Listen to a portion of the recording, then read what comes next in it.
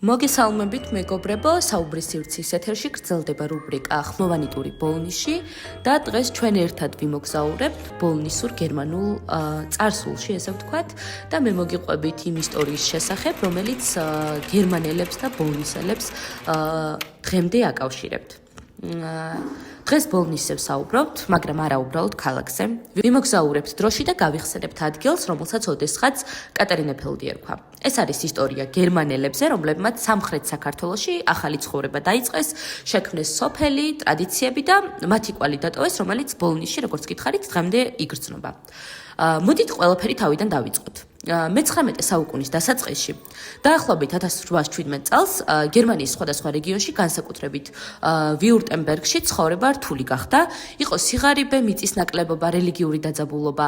ამ დროს რუსეთის იმპერატორმა ალექსანდრე I-მა გერმანელ გლეხებს ახალი შესაძლებლობა შესთავაზა.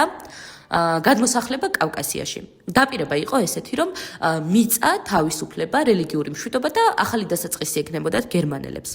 ასე დაიწყო გერმანელთა დიდი გზა, გრძელი, რთული, მაგრამ იმედებით სავსე. 1818 წელს გერმანელი კოლონისტები დღევანდელი ბოლნისის ტერიტორიაზე დასახლდნენ და სოფელს კატერინეფელდი დაარქვეს. სახელი ეკატერინე დედოფალს უკავშირდება, თუმცა თავად გერმანელებისთვის ეს უბრალოდ ახალი სახლი იყო. პირველი წლები მათთვის ძალიან მძიმე აღმოჩნდა, უცხო კლიმატი, დაავადებები, შიმშილი, ბევრმა ვერც კი გაუძლო სამწუხაროდ. მაგრამ ვინც დარჩა ადგილზე, ნელ-ნელა ააშენა სოფელი, სწორი ქუჩებით, ერთსართულიანი სახლებით, ბაღებით და ვენახებით. გერმანელები გამოირჩეოდნენ წესრიგითა და შრომის მოყვარეობით. მათთვის რამდენიმე რამ იყო მნიშვნელოვანი: მიწის დამუშავება, ხელობა, განათლება და რელიგია. კატერინეფელდში მალე გაჩნდა სკოლა, ეკლესია, მჭედლობა, ღვინისმარანი და წისქვილი. გერმანელები ღვინოს განსაკუთრებულად ამზადებდნენ. ანვითარებდნენ მევენახეობას და სოფლის მეურნეობას. ადგილობრივ ქართველებთან ურთიერთობა ძირითადად მშვიდობიანი იყო, ვაჭრობა, ურთიერთდახმარება და ყოველდღიური თანაცხოვრება. კატერინეფელდში ცხოვრება ევროპულ სტილს ატარებდა, მინდა გითხრათ. გერმანელები აღნიშნავდნენ შობას, აღდგომას, მოსავლის დღესასწაულებს. მუსიკა, ქორწილი, საოჯახო შეკრებები სოფლის ცხოვრების განუყოფელი ნაწილი იყო, ესე რომ ვთქვათ. საინტერესოა, რომ მიუხედავად განსხვავებული კულტურისა, გერმანელები ნელ-ნელა იცნობდნენ ქართულ ტრადიციებსაც. ეს იყო ორი კულტურის თანაარსებობა, მოკლედ რომ ვთქვათ და მარტივად, ამას წარმოადგენდა ეს ყველაფერი. ყველაზე ტრაგიკული პერიოდი გერმანულ ბოლნისის ისტორიაში მეორე მსოფლიო ომის დროს იწყება, როდესაც 1941 წელს საბჭოთა ხელისუფლებამ საქართველოში მცხოვრები გერმანელები მტრისერად გამოაცხადა. მიუხედავად იმისა, რომ ისინი თაობებით ცხოვრობდნენ აქ, ბევრს არც კი უნახავს გერმანია. ერთ დღეში მიიღეს გადაწყვეტილება, რომ გერმანელები უნდა გადაასახლონ. ოჯახები ძალით ჩასვეს ვაგონებში და გადაასახლეს ციმბირში და შუა აზიაში. კატერინეფელდი დაიცალა.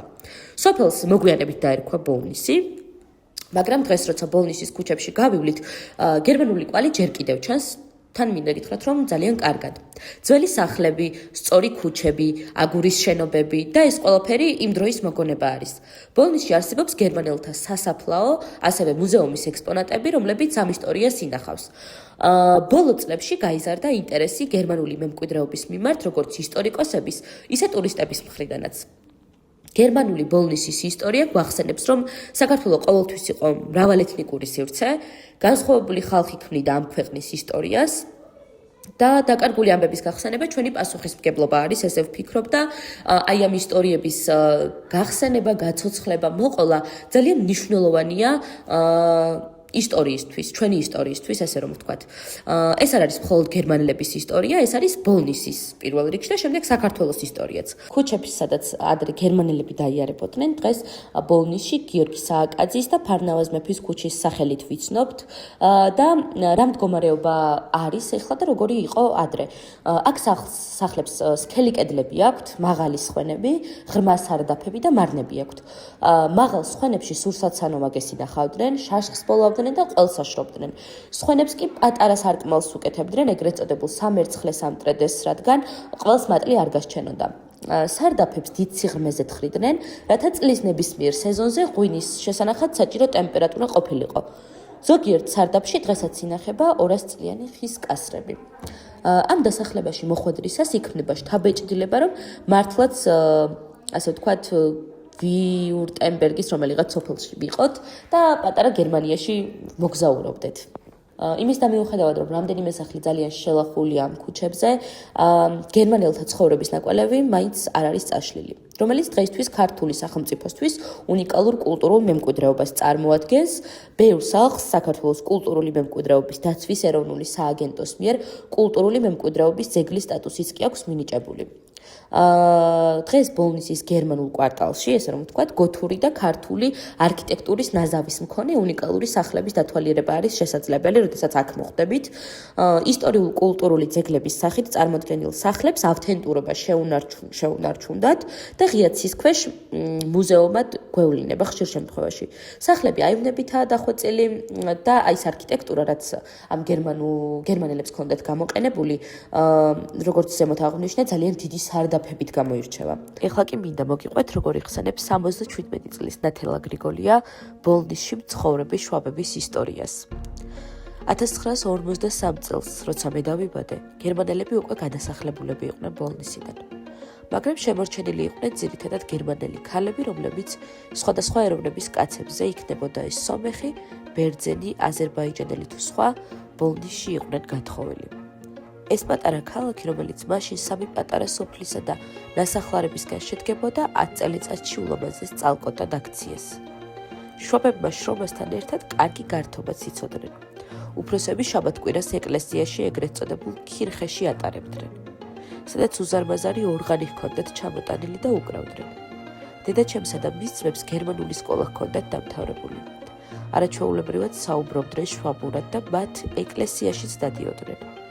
ახალგაზრდები კი კულტურისა და დასვენების პარკში ერთობოდნენ, სადაც ორკესტრი უკრავდა. დღესასწაულებიდან კი დიდი ზეიმით აღნიშნავდნენ შობას და აღდგომას. ზოგადად გერმანელები არაჩვეულებრივად მღეროდნენ და ყველა ოჯახში იყო გერმანული საკრავი. თურმე ბოლნისი ედების ბაღი იყო, მოკირწყლული ქუჩებით, აკაციის ცაცხვისა და კაკლის ხეებებით. დედა იხსენებდა და მიყვებოდა. ომის დროს 1941 წელს მაშინდელ ლუქსემბურგში, ანუ ბოლნისში მცხოვრები გერმანელები კომუნისტებმა 48 საათში გადაასახლეს შუა აზიისა და ყაზახეთის ცარიელ ტრამალებში. ეს ყველაფერი იმდენად მოულოდნელად და სწრაფად ხდებოდა, რომ თითქმის არაფერი წაუღიათ. დედა მიყვებოდა სატვირთო მანქანები მოაყენეს გერმანელების წასაყვანად, სადაც დიდი საცოდაობა და ნამდვილი ჯოჯოხეთი ტრიალებდაო. დედა ამ დღეს ისე იხსენებდა, როგორც დიდ საშინელებას. მშიერი საქონელი ბღაოდა. ძაღლები ყებდნენ და აქეთ-იქით დარბოდნენ. მალე გერმანელების სახლების ძარცვაც დაიწყო. თან თურმე ოქტომბრის თვე იყო. უკვე ყურძენიც დაკრეფილი და ზამთრისთვის 2-3 სართულიანი სარდაფებით სავსე ჰქონდა უამრავი სანოვაგით. მაგრამ თან ვერაფერი წაიღეს. მიუხედავად იმისა, რომ უკვე ზამთარი იყო, პირველად ქოხმახებში შეასახლეს, სადაც მრავალი უბედურება გადაიტანეს, შიმშილი, სიცივე და სიკვდილიც. სტალინის სიკვდილის შემდეგ ხრუშჩოვმა გერმანელებს ნება დართო, ყაზახეთიდან თავიანთ სამშობლოში დაბრუნებულიყვნენ. გერმანელების ნაწილი ისევ ბოლნისში დაბრუნდა, რადგან აქაურობა იყო მათი სამშობლო. მაგრამ მოგვიანებით მათ საბჭოთა კავშირის მოქალაქეობის მიღება მოსთხოვეს და იძულებულნი გახდნენ გერმანიაში დაბრუნებულიყვნენ. მიუხედავად იმისა, რომ ამდენი უბედურება გამოიარეს, გერმანიაშიც ახალი ცხოვრება დაიწყეს და ისევ ააყვავეს ყველაფერი. ასეთი ძლიერი ხალხი არასოდეს შემხვედრია. შვაბები განსაკუთრებული ხალხი იყო, ვისგანაც მხოლოდ კარგი შეიძლებოდა გვესწავლა. დედაჩემი შეყვარებული იყო შვაბებზე და ყველა გერმანელთან მეგობრობდა, რადგან შრომის მოყვარე პატიოსად და ერთგულ ხალხად თვლიდა. დედაჩემს დედა ადრე გარდაეცვალა. თავადიშვილი მამა კი როგორც ხალხის მტერი სულ დაპატიმრებული იყო და ბოლოს ისიც დახვრიტეს. ობლად დარჩენილი დედაჩემი და მისი ძმები ბებიის იმედად დარჩნენ, რომელსაც გერმანელები ძალიან ეხმარებოდნენ ამობოლი ბავშვების გაზრდაში. ბოლოს კი როცა ისინი საბოლოოდ ბრუნდებოდნენ გერმანიაში, ერთ-ერთმა გერმანელმა ოჯახმა გვარად ვალკერებმა დედაჩემს საკუთარი დიდი ორსართულიანი სახლი დაუტოვა. ჩვენ ისე გვიყვარხარ ახელ, ეს სახლი შენი იყოს, ასე უთქვა წასვლის წინ. მე დღემდე ამ სახლში ვცხოვრობ. მამაჩემი ფრონტზე რომ წავიდა, დედაჩემი ჩემზე იყო ორსულად. ჩასვლისთანავე სტალინგრადში უკრეს თავი და იქ 2-3 თვეში ბრძოლაში დაიღუპა. დედა მარტო მზრდიდა, ამიტომ სულ მუშაობდა. ტექნიკუმში, ქართულ და საღამოს სკოლებში გერმანულს ასწავლიდა. მე დედაჩემს თითქმის ვერ ვხედავდი და ამიტომ ძიძები მყავდა. 3 წლის რომ ვიყავი, დედამ 15 წლის ოლღა მოიყვანა ძიძად, რომელიც 2 წელი მზრდიდა. მაგრამ 17 წლის გათხოვდა და შემდეგ ჩემი ძიძა ევდოკინე იყო. სხვა რა გზა ჰქონდა დედაჩემს, უნდა ემუშავა და ფული ეშოვნა ჩემი რჩენა რომ შესძლებოდა. დედაჩემის სახეზე ხიბილი იშვიათად მინახავს. 1991 წელს დედაჩემის თანაკლასელმა ერნსტ ალმენდინგერმა პოლნისელი შვაბების შეკრებაზე დაგვპატიჟა შტუტგარტში, რომელიც 2 წელიწადში ერთხელ მისი ინიციატივით ეწყობოდა. ეს იყო დრო, როცა ადვილი არ იყო გერმანიაში ჩასვლის ნებართვა მიგეღო. მაგრამ მე თუ რაიმე დავიჩემე, იმას აუცილებლად მივაღწევ. იმდენი ვირბინე, რომ დედაჩემთან ერთად გერმანიაში ჩავედი. დედაჩემის კლასელი ერნსტი და მისი მეუღლე გრეტა კელერი, რომელიც ბოლნისში ჩვენს ქუჩაზე ცხოვრობდნენ, მატარებლის სადგურზე დაგვხვდნენ. ეს იყო ძველი მეგობრობის საოცრად ემოციური შეხვედრა. ბოლნისელი შვაბებისა და მათი შთამომავლობის შეხვედრები ყოველ 2 წელიწადში ერთხელ 27 აგვისტოს შტუტგარტში იმართებოდა. უამრავი მაგიდა იყო გაშლილი. 2000-მდე სტუმარი იყო მოწვეული. დიდი ტრიბუნა დამონტაჟებული. ამ შეკრებაზე რომ შევედით, დედაჩემს თავისი ბავშვობის მეგობრები დაეხურნენ და ესეთი საოცრება იყო სიტყვებით ვერ აღწევ. დედაჩემი როგორი გახარებული იყო რომ იცოდეთ. იხსენებდნენ მეგობრებს, მიცვალებულებსა და საქართველოს, როგორც საკუთარ სამშობლოს. მათი შემოხედვარე ვიჯექი და ვტიროდი. გერმანიაში 1 თვე დავჭით და საქართველოში რომ დავბრუნდით, 1991 წელს აქ დაიწყო.